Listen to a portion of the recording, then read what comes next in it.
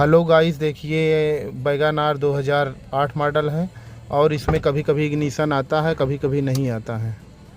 ये देखिए अभी इग्निशन बत्ती आ रही है और फिर कुछ ही देर में अपने आप ही चली जाएगी।